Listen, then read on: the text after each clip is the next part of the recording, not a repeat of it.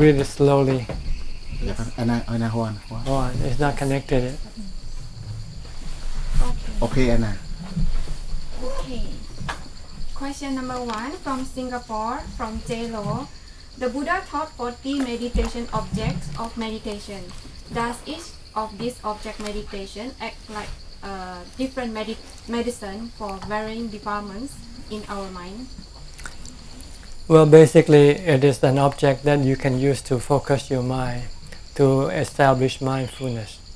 So that when you have mindfulness, you can stop your mind from thinking. And when you sit and meditate, then your mind can enter into jhana, into samadhi. So you can use any one of these 40 objects of meditation. You can choose the one you like, the one you find comfortable, the one you feel the one that gives you good result. Question number 2. The breath meditation is more commonly taught in the forest tradition. To use other meditation objects, normally a teacher will observe his students and prescribe a meditation object that best suits students' temperament. So my question is, if breath meditation doesn't work for us, and we do not have the luxury of being in close proximity to an ajahn, how should we determine the meditation object to use within the 40 objects of meditation? Just do a trial and error. Try this one first. If it doesn't work, try another one. Just keep trying. Until the 40. Yeah, there are 40 of them. It's like when you go to a shop to buy things, you just try this clothes, whether you like it or not, you don't like it, try another one, until you find the right one for you. Okay. Question number 3. It is described in the sutta that attainment can be obtained by eradicating self-view, clinging to rites and rituals, skeptical doubts in the Buddha and Dhamma. Will Venerable Ajahn be able to expound each of these 3 conditions and to what level of eradication and understanding before student entry can be attained? Well, basically you have to have jhana first. You have to have samadhi first. Because if you don't have samadhi, you don't have the strength to eradicate your defilements. The defilement will be too strong for you without jhana. So you first need to have jhana or samadhi. Once you have samadhi, then you can develop or contemplate so that you can have right view, right understanding of the nature of the body. The body is such that it is impermanent. It is subjected to getting sick, getting old and die. And the body is not yourself. The body is just a composition of the 32 parts. And it is composed or built from the 4 elements.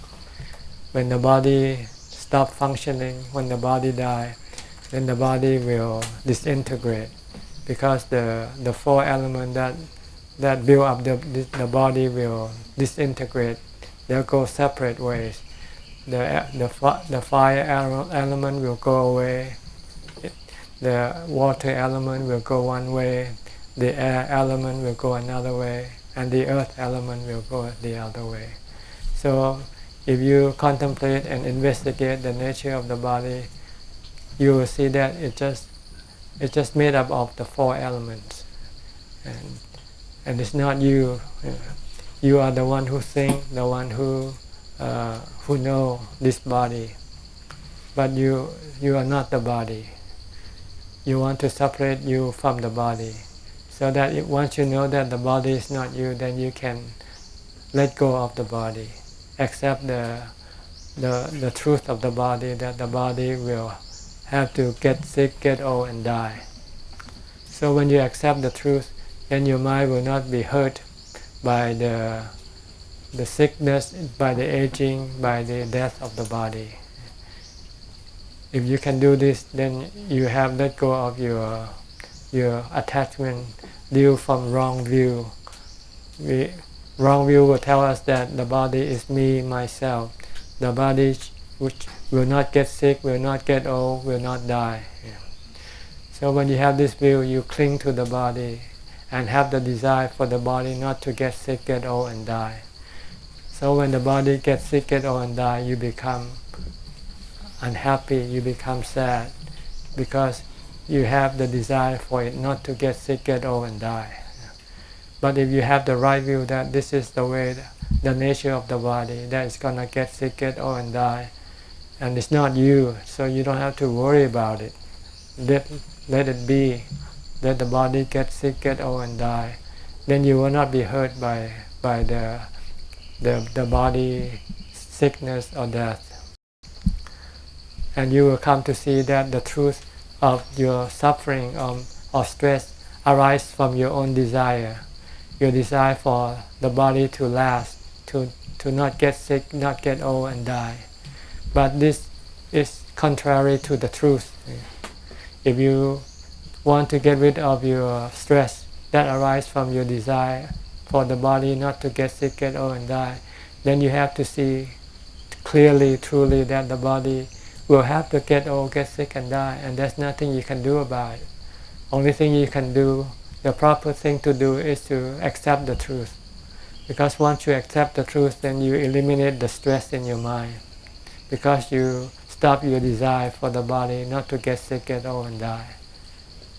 So once you have seen the Four Noble Truths, then you have no doubt in the Buddha, because the Four Noble Truths was taught by the Buddha. So if the teaching was taught by him, then he must be the teacher. So there must be a Buddha. It's not something that some people create out of nothing. It's the truth. There was a Buddha, and this Buddha taught the Dhamma, which is the Four Noble Truths.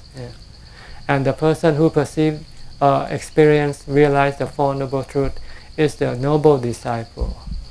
It's the one who can get rid of his wrong view, get rid of his attachment to the body, and get rid of the desire for the body not to get sick, get old and die. Then he becomes enlightened on the first level, on the level of the body and of the feeling. So he can let go of the five khandhas. So he becomes a sotapanna. Once he knows that all the stress, all the problem arises from his own desire and nothing else, and then he would not have to use rites and ritual to help cure his problem. People sometimes think that they have problem and they have to go and do something to allay something, some forces, some spirit or something, so that their problem will disappear. But the problem arises from our desire. The stress, the suffering arises from our desire to have things going our way. Once things don't go our way, we become trouble, and we want to fix that trouble by trying to do some form of rituals, like kill a sheep or something. Maybe will make things better. Once you have seen the Four Noble Truths, then you know that the problem is in your own desire. The desire to be, or the desire not to be, or the desire for the sensual gratification. If you could not have this thing, then you can become sad or unhappy. So you want to kill this sadness and unhappiness by trying to go fix the other things that makes you sad. But you didn't know that they're not the problem. The problem is your desire for those things to be according to what you want them to be, And when they don't be what you want them to be, you become sad or unhappy. So if you want to be happy, then you just leave everything alone. Don't have any desire for them. Don't depend on them to make you happy. Don't depend on anything to make you happy. Then when you don't get it, you will not be sad, because you don't have to rely on them. So this is basically what will happen once you contemplate the nature of the body, until you see the stress in your mind, what it arises from your desire up toward the body and toward other things, and they cannot be according to your desire, because the truth is everything will rise and cease, everything will come and go. But our desire, once they come, we want them to be with us all the time. We don't want them to disappear, separate from us. But once we see the truth that this is not possible, then we stop our desire for them to last forever. We accept the impermanence of their status, that one day they're gonna have to disappear, to dissolve like the body. One day it's gonna die. But once you accept it, then there will be no stress in your mind. You will feel nothing toward the death of the body. So this is basically the practice on the contemplation of the body, on the five khandha, to let go of them. Then you will be free from stress and suffering. Question number 4 from Brazil, from Mr. Ignacio. After practicing Anapanasati for a few years, focusing my attention on relaxing the breath sensation, now I find I'm controlling my breath even when I'm not sitting meditation. My breath becomes unnatural and uncomfortable over these years. How can I let go of this control and breathe comfortably again? Just don't focus your attention on the breath. Focus on your body instead. Just watch your body movement. Whatever your body do, just watch your body. Question number 5 from Malaysia, from Miss Tan. On the last Q&A session, Ajahn mentioned that we should focus on one object until the mind enters into absorption. Does it mean at the point of absorption, mindfulness and focus will naturally shift from the object to the absorption? When the mind fully absorbed, then the mind let go of the object of the focus. Like if you're watching your breath, and then when the mind becomes totally absorbed, then the breath will disappear from the mind awareness. All that is left is just the knowing or the emptiness. Question number 6. My object of meditation is the skeleton as it appears quickly when I close my eyes during the sitting. Should I focus on the skeleton as a whole or scan through it by part? You should fix it on one point. Don't scan. Don't let the mind work. Just let the mind watch. Just watch the whole skeleton or any one part, like the skull. Just focus on that. You want to fix the mind. You want to still the mind. You don't want to let the mind move around. You want it to become still. So you need to fix it on one part, whichever part you like to fix upon your attention. Question number 7 from Madeira, Portugal, from Mr. Philip. Sometimes I can bring a feeling of upekkha into my heart when I want. I would like to know that in the moment of death, do I bring that feeling of upekkha and at the same time focus in the thought of Putto Putto to help me to have a good rebirth? But if you have upekkha, you don't need Putto, because you do Putto because you want to have upekkha. So if you can have upekkha, then you will have a good birth after you die. Question number 8 from Penang, Malaysia, from Mr. Max Lee. I'm now following your instruction, leaving behind my old instruction, because in the past I always work on vipassana all the time and I cannot progress in my meditation. So he has 4 small questions somehow. I have this sequence. In the beginning, do I do some chanting, then switch to Putto, then to breath? Is it the right way of doing? If it gives you the result, then it's the right way. You just have to see the result. If it can enter your mind into full concentration, then yes. But basically that's what the step is. First you chant, then you use one mantra, then you can stop your mantra and then watch your breath. And then just stay fixed on the breath. Then the mind will eventually enter into concentration, absorption. His second question: when using of those three methods, when thought arises, I ignore all thoughts that arisen and go back to my meditation object. Is it the right way? That's right. You don't want to follow your thought, because once you start to follow your thought, then your mind become agitated, and it will not become still. Will not become absorbed. Don't follow the thought. Stay fixed with your meditation object.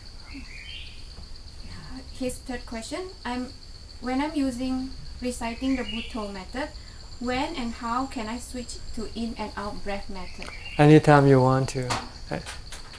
Sometimes people feel uncomfortable watching the breath, so they use the mantra first to calm the mind. Once the mind feel calm enough, you feel like stopping your mantra, then you try to see if you can just watch your breath instead.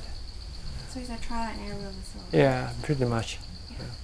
So his fourth question: when I focus on my nostril of the in and out breath, I can feel the in breath very clearly, but I cannot feel my out breath. Why? Maybe because it's not clear like your in breath. So don't worry. Just beware that it is such, and just stay focused on the breath. Keep on focusing on the breath. Okay. Question number 9 from Los Angeles, United States, from Mr. Sam. I have a question about Buddhist life. My parents disapprove of me dating my girlfriend because she has a child from her previous relationship. And my parents said that by dating her, I'm creating a sin according to Buddhism. Is this true? No, in Buddhism we have the third precept, which means to abstain from having sexual misconduct. Sexual misconduct means to have sexual conduct outside of marriage. If you want to have sexual conduct, then you should get married, have a proper partner. If you have different partners, you keep changing partners, sleeping with different people, then it is taking the nature of the animal. If you want to maintain the nature of the human being, then you should stick to just one partner. Question number 10 from Brazil, from Mr. Eurico. Is it possible to gain any insight without jhana, or even when one is not meditating? It's possible, but it's very hard, very rare. Some people could see something and then become enlightened without having any jhana. But then there's a question. Maybe he already has jhana and he doesn't know he had it.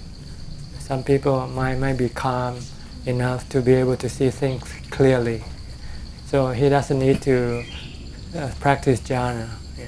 Like some people who talk to the Buddha, ask a question, and the Buddha gave him the instruction, and he suddenly become enlightened. But this is on an exceptional case. For most cases, I think we need to have samadhi or jhana before we can develop panya or wisdom. Question number 11 from Malaysia, from Mr. Siu Chiu Ting. I'm always not satisfied with whatever I have done in the past, and that caused me to have a lot of regrets and guilt. May Ajahn advise me on how to relate this to impermanence, suffering, and not self, so that I can tell the mind that that habit is not the right things to do.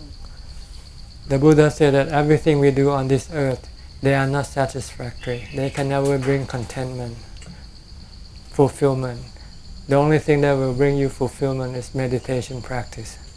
So don't feel bad if you do and you find that it's not fulfilling or it's not satisfactory, because everything in this earth, in this world, is like that. That's why you keep changing things, keep changing your clothes, changing your wife and husband, changing your cars. You keep changing because whatever you get is never satisfying. And the only thing that will make you satisfied is when you calm your mind and let go of your attachment and your desire. So he has this feeling of guilty when he did something that he regrets. And so Yeah, because just ignore it. Just say you're still stupid. You don't follow the Buddha. follow the Buddha and you won't feel guilty. So there's no regrets if follow the Buddha. Okay. Question number 12 from France, from Miss Adelaide. For animals that live in the forest, when they cannot survive anymore, they go to a secluded place and quietly wait for death. But for human beings, if it is in the same situation where we cannot survive anymore, can we not ask for support? So we choose to stay in seclusion and meditate as long as we can. Are we allowed to do so? And would this action be considered as suicide? No, there are people in Thailand when they feel that their dying day is near. Sometimes they go and live in a temple and use meditation as a way of alleviating the suffering of the mind. This is not suicide. This is just curing the mind or helping the mind to become peaceful and calm and can accept the truth of the body. So question number 13 from Malaysia, from Mr. Gil Kao. In the case of memory loss after brain damage or lost body mobility coordination and speech coordination, will there be mind when there is no brain? Oh yeah, mind and the brain are two separate things. The brain is part of the body, while the mind is another person. If I always give the comparison, the body is like an automobile, and the mind is the driver. Whatever happens to the automobile doesn't affect the driver. It's two separate things, two separate people. Question number 14 from Colombo. When it comes to memory, is it the body and mind or consciousness that stores the memory? Is it the body? Well, the memory is in the namakanda. Sanya. Sanya is in Thai we translate it as memory. It's not in the body, but it can be forgetful. You can forget things also, because sanya is not permanent either. Sanya rises and ceases. Her second question: is it by tanha the mind become intermingled with this body? Tanha means desire or craving. They come out from the mind, and this craving then lead the mind to go have contact with the body, to possess the body, because it needs the body to achieve its craving. Like if you want to see a movie, you have to have a pair of eyes, and so in order to have a pair of eyes, you have to have a body. So you go, if you haven't got one, then you go and born have a body.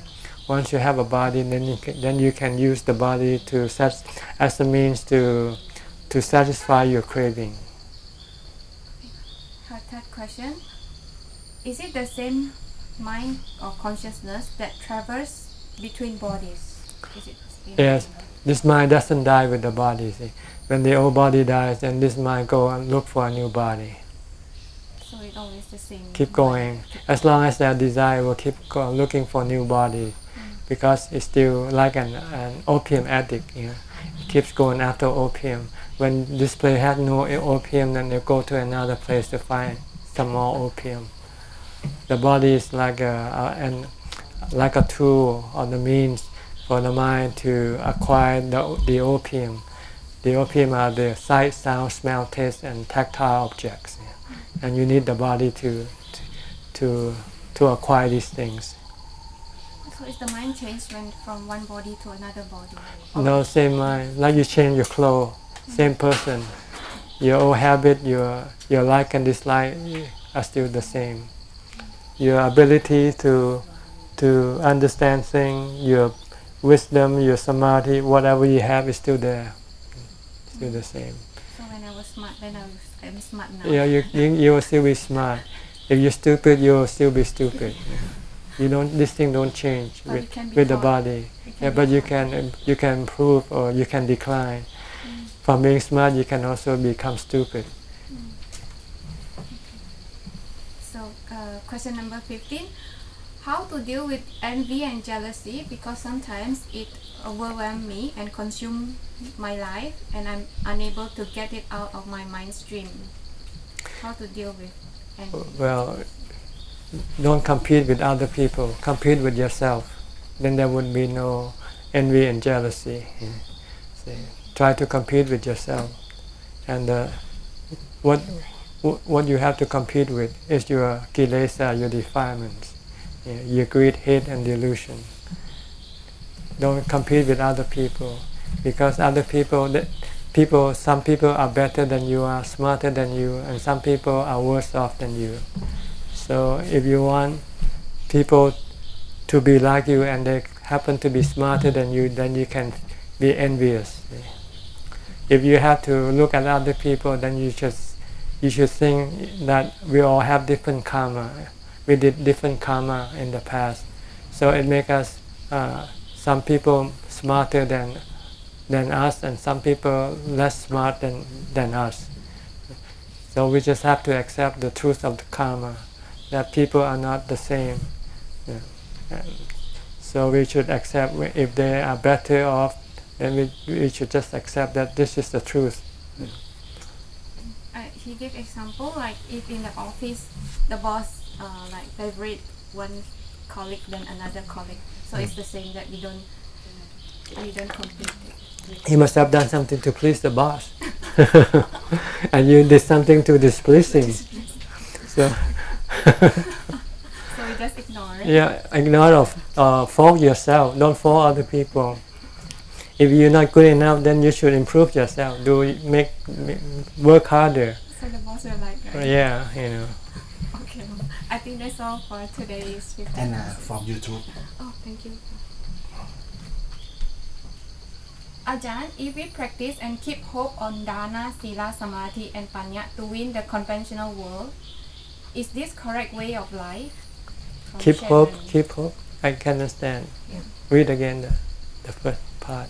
If we practice and keep hope only on dana, Keep sila, hope. HOPE. yeah. Hope.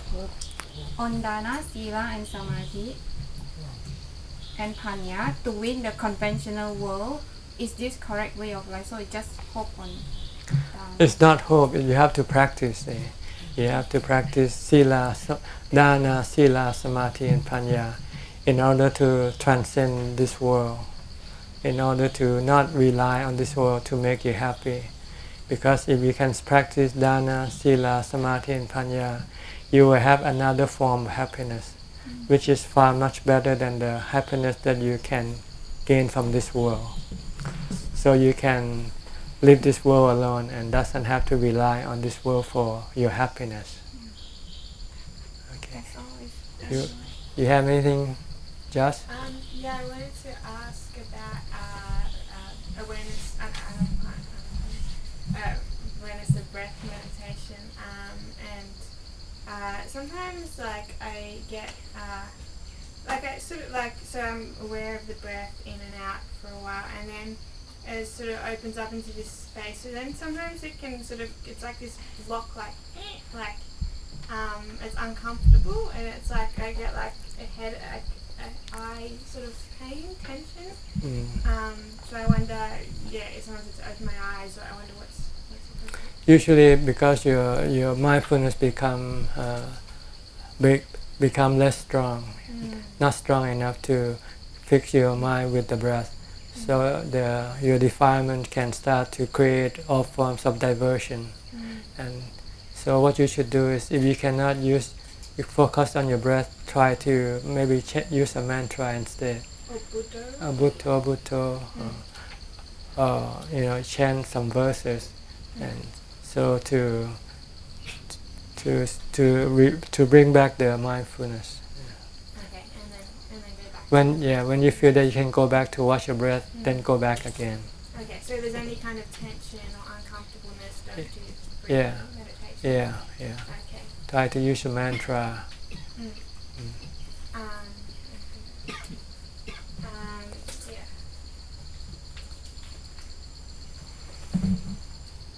Oh, it's kind of a funny thing, but just today, like it's never really, it doesn't usually happen to me, but in the morning and also daytime, like these dogs were all like running at me and barking at me and like almost like jumping up, and it was really strange.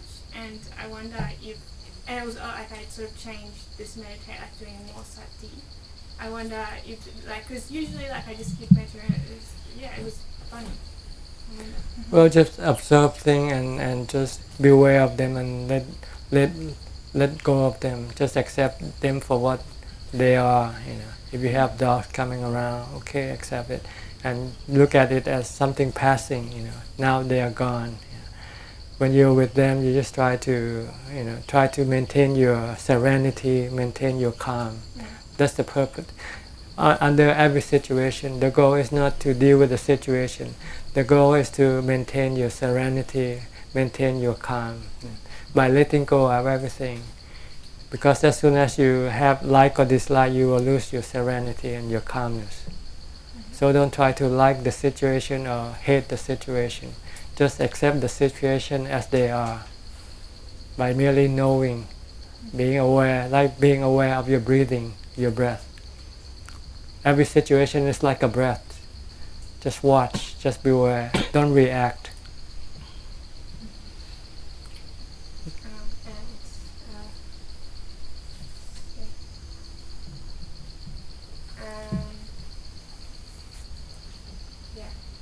Okay, I think you already answered. Okay. Do you have any?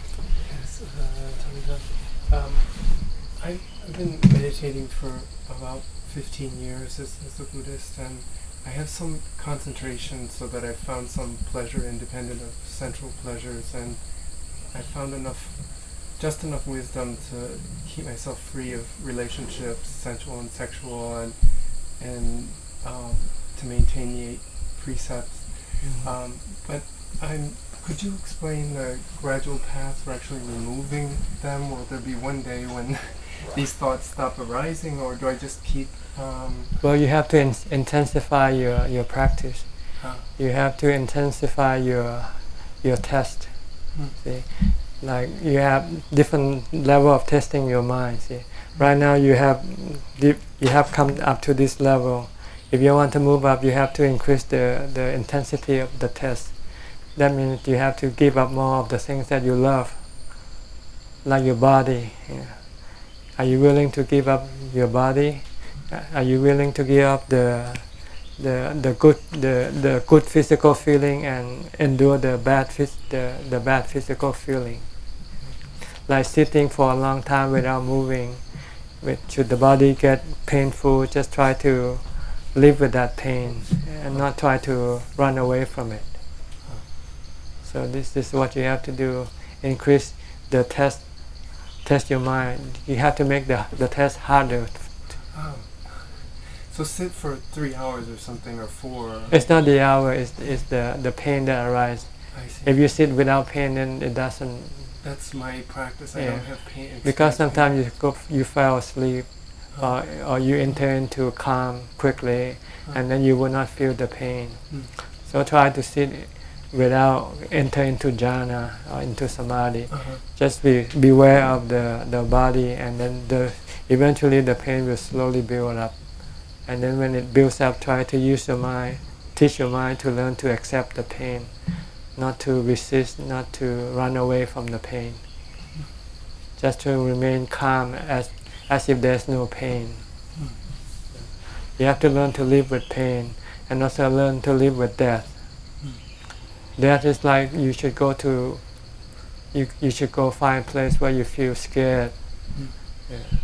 Go there, and if you feel that you might be losing your life, then see if you can let go of it, willing to let go of the body.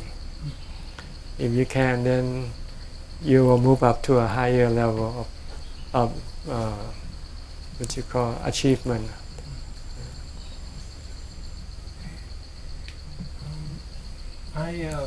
I gave up all my things last year to look into ordaining this year, and I had a few obstacles to ordaining, 2 or 3 of them, and I overcame 2 of them, but third one I haven't quite overcome yet.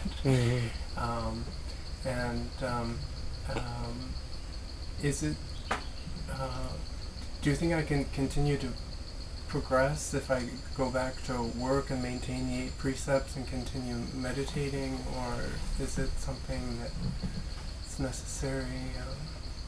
If you go back, then you just go. You're going backward. Going backward. Yeah. It's better to push forward. But if you're not ready yet, then maybe you have to stay the course first. But if you feel you're ready to move forward, then you go on.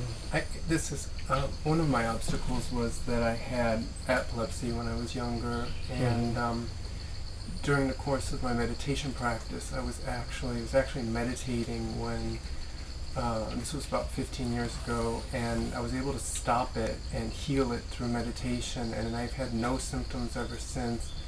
But I guess I have this doubt in the back of my mind if I ordain, if I'd ever have problems. So I was thinking of getting my pension, so in case there were problems, I could at least have that. I'm not far away from getting a pension, so.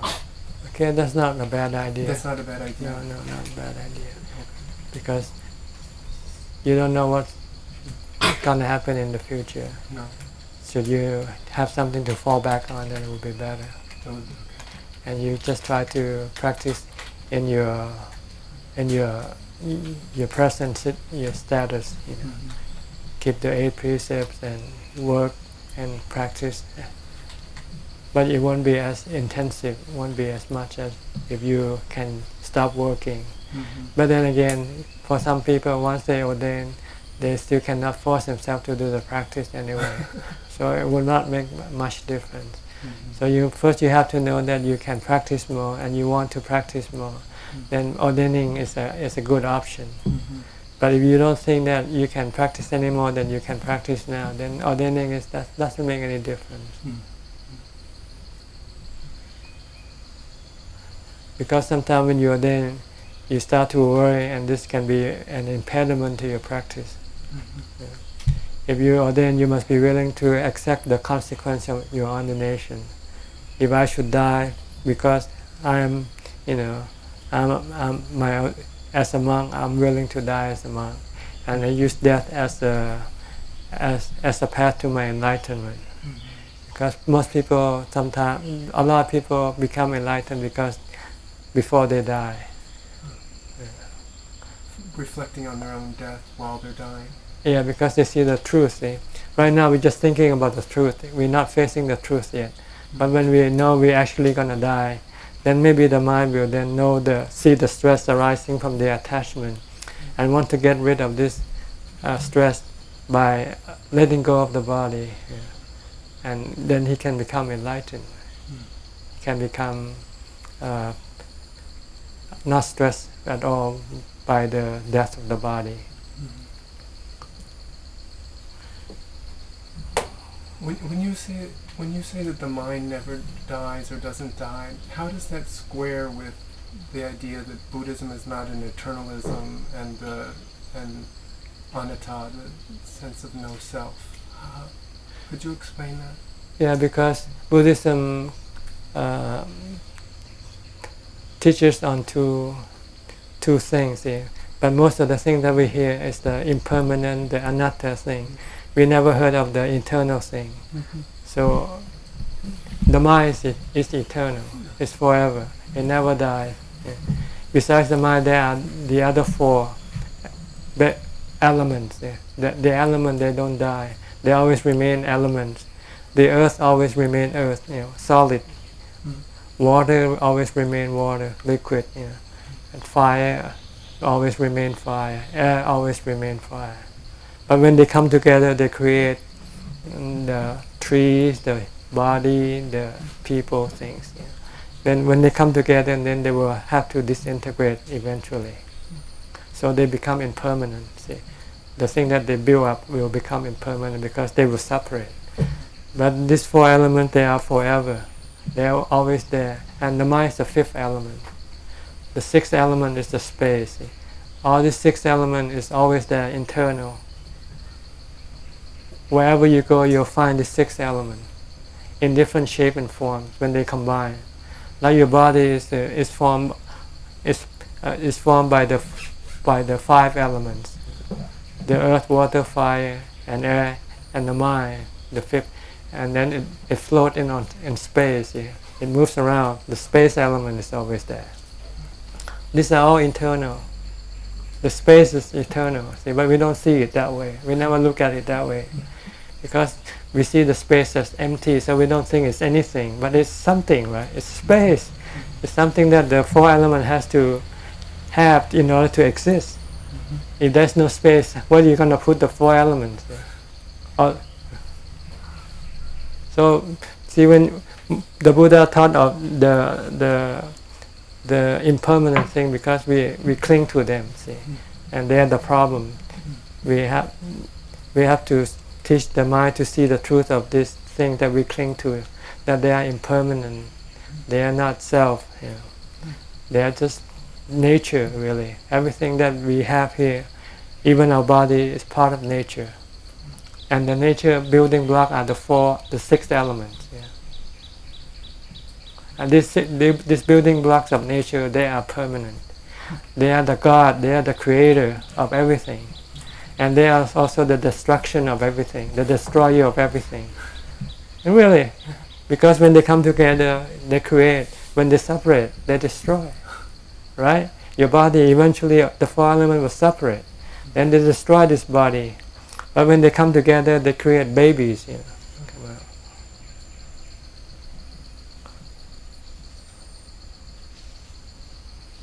Thank you. All right. I think it's probably the time to quit for today. So I hope you can understand what I say and learn from what I say. But if you have any more questions, please send it to Anna, and then she will bring them to me the next time, usually about once a month. All right? Okay. Good luck. May I hope that you will progress in your practice and become enlightened soon. Goodbye. ไปอ่ะ